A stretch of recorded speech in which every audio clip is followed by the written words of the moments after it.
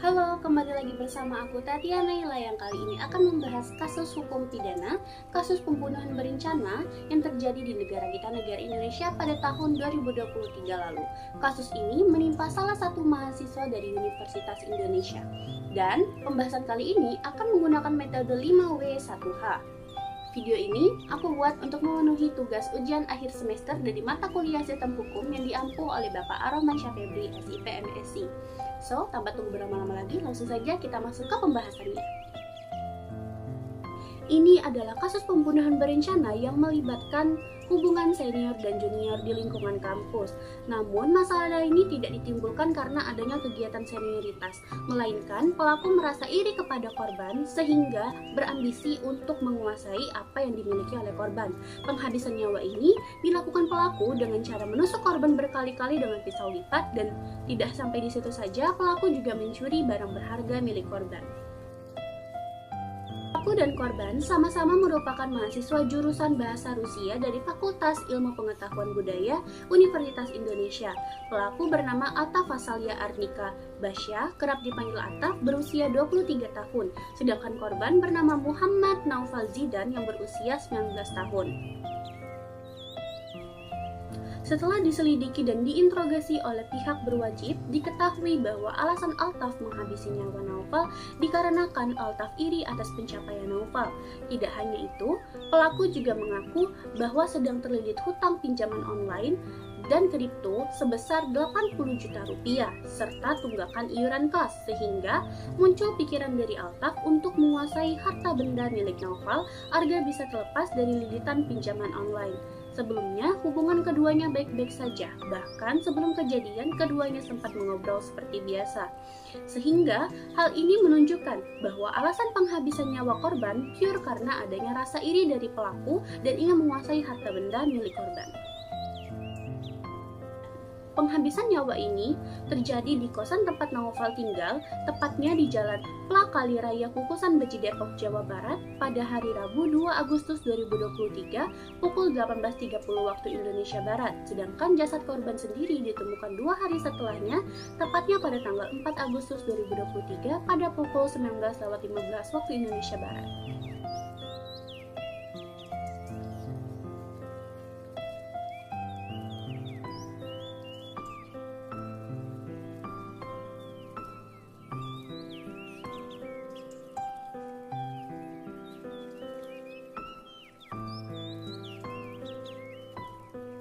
Kronologi kejadian ini bermula saat Altaf mengantarkan Naufal untuk pulang ke kosan tempat tinggalnya, dan dilanjutkan dengan obrolan biasa oleh keduanya. Sebelumnya sudah ada pisau lipat di dalam jok motor Altaf, dan ketika akan masuk ke dalam kamar kosan Naufal, Altaf menyempatkan diri untuk mengambil pisau lipat tersebut dan menyimpannya di dalam saku celananya.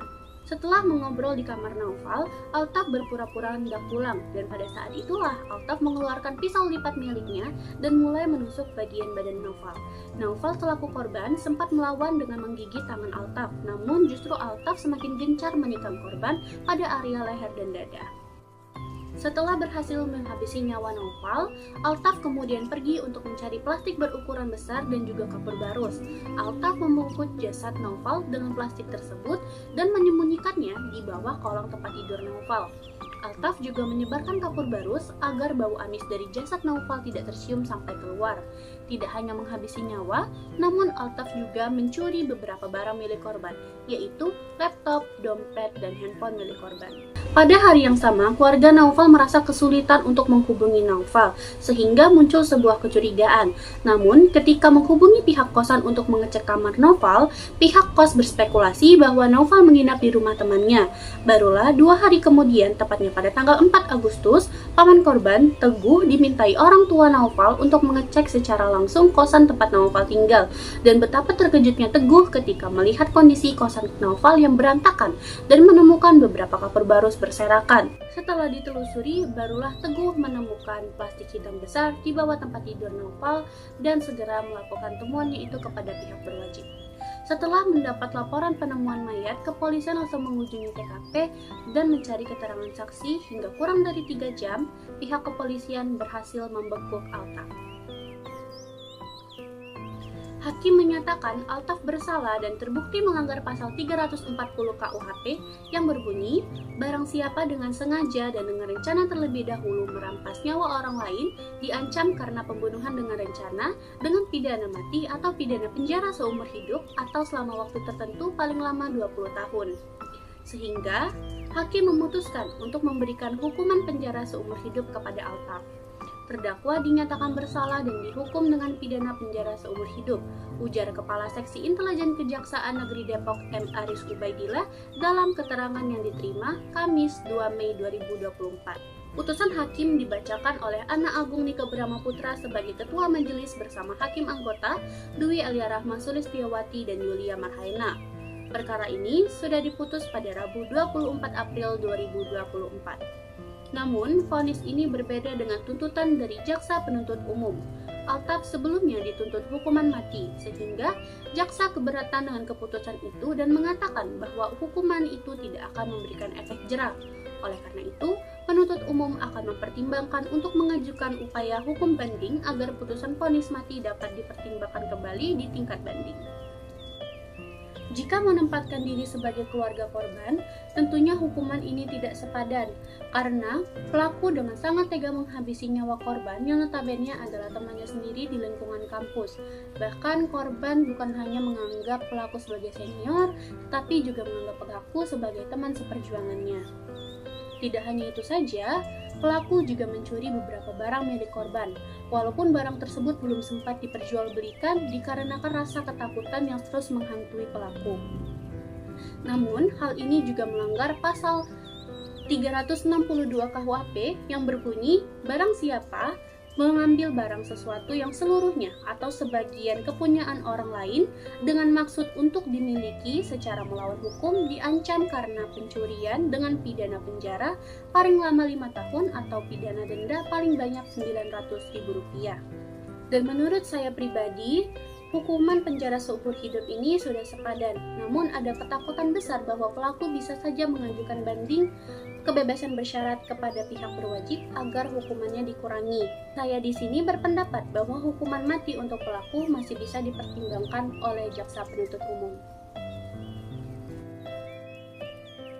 Kasus pembunuhan berencana yang melibatkan Altaf sebagai pelaku dan Naufal sebagai korban menunjukkan dampak buruk dari rasa iri hati yang tidak terkendali. Pembunuhan ini dilakukan dengan motif menguasai harta benda korban yang dipicu oleh tekanan finansial pelaku. Pengadilan memutuskan hukuman penjara seumur hidup untuk pelaku berdasarkan pasal 340 KUHP, meskipun jaksa penuntut umum menuntut hukuman mati.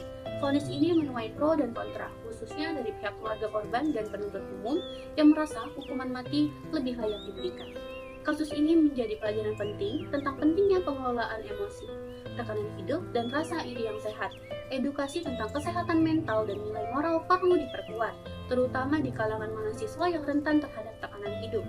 Selain itu, sistem hukum diharapkan dapat terus dievaluasi untuk memastikan keadilan bagi korban dan efek jera bagi pelaku.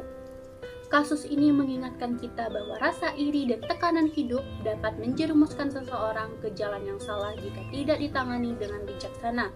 Mari kita jadikan pelajaran ini sebagai pengingat untuk selalu mengutamakan empati, pengendalian diri, dan mencari bantuan untuk menghadapi tekanan hidup. Terima kasih sudah menonton. Jangan lupa untuk menyukai, komentar, dan berbagi pendapat kalian.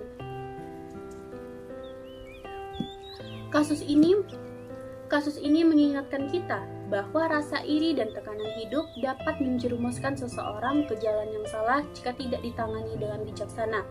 Mari kita jadikan pelajaran ini sebagai pengingat untuk selalu mengutamakan empati, pengendalian diri, dan mencari bantuan saat menghadapi tekanan hidup. Terima kasih sudah menonton. Jangan lupa untuk menyukai dan berbagi pendapat kalian di kolom komentar. Sampai jumpa di video berikutnya.